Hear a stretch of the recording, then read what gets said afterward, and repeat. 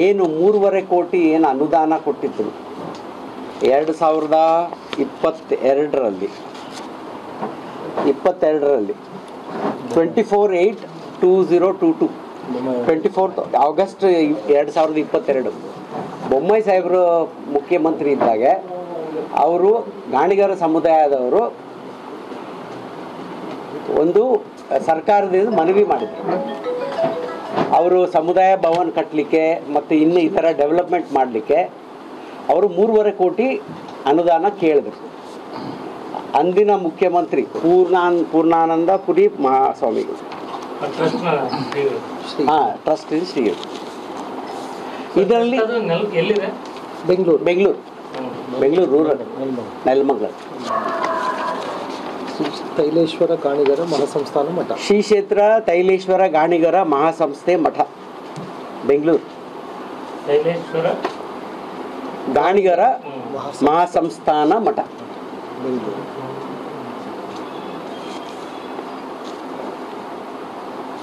ಈಗ ಒಬ್ಬ ಸ್ವಾಮೀಜಿಯವರು ಗೌರವ ಪೂಜ್ಯರು ಬಂದು ಇಂಥ ಆರೋಪ ಈ ಸರ್ಕಾರ ಮೇಲೆ ಮಾಡ್ತಾರೆ ಅಂದರೆ ಆ ಸ್ವಾಮೀಜಿಗೆ ಆ ಪೂಜ್ಯರಿಗೆ ಎಷ್ಟು ನೋವು ಮಾಡಿರಬೇಕು ಈ ಸರ್ಕಾರ. ಅಂದರೆ ಈ ಸರ್ಕಾರದ ಮನುಷ್ಯತ್ವ ಎಲ್ಲ ಕಳ್ಕೊಂಡ್ಬಿಟ್ಟಿದೆ. ಈಗ ಇವರು ಬರೀ ಕಮಿಷನ್ ಅಂತೇಳಿ ಇದರಲ್ಲೇ ಇದ್ದಾರೆ. ಅವರು ಶಿವರಾಜ್ ತಂಗಡಗಿ ನಮ್ಮ ಸಚಿವರ ಮೇಲೆ ನೇರ ಆರೋಪ ಮಾಡ್ತಾರೆ ಈ ಪೂಜ್ಯರು ವಿತ್ ಎವಿಡೆನ್ಸ್ ಕೊಡ್ತಾರೆ. ಈಗ ಅದು ರಾಜಕೀಯ ಬಣ್ಣ ಆಗಿ ನಾನು ಕೇಳಿಲ್ಲ, ನಾನು ನಿವೃತ್ತ ಆಗ್ತೀನಿ, ನಾನು ಬಿಡ್ತೀನಿ ಪ್ರೂವ್ ಮಾಡಿದರೆ ಇವೆಲ್ಲ ಇದು ಆಮೇಲೆ ರಾಜಕೀಯ ಬಣ್ಣದ ಕಲರ್ ಆಗುತ್ತೆ. ನಾವು ಖಂಡಿಸಿರೋದು ಏನಂದರೆ 20-25% ಕಮಿಷನ್ ನೀಡಲು ಒತ್ತಾಯಿಸಿದವರು.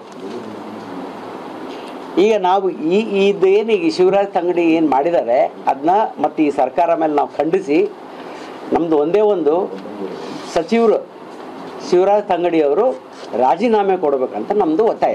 ಬಳ್ಳಾರಿಯ ನಿರಂತರ ಸುದ್ದಿಗಾಗಿ ಬಳ್ಳಾರಿ ಬೆಳಗಾಯಿತು ಚಾನೆಲ್ನ ಸಬ್ಸ್ಕ್ರೈಬ್ ಮಾಡಿ ಹಾಗೂ ಬೆಲ್ ಐಕಾನ್ ಒತ್ತಿ.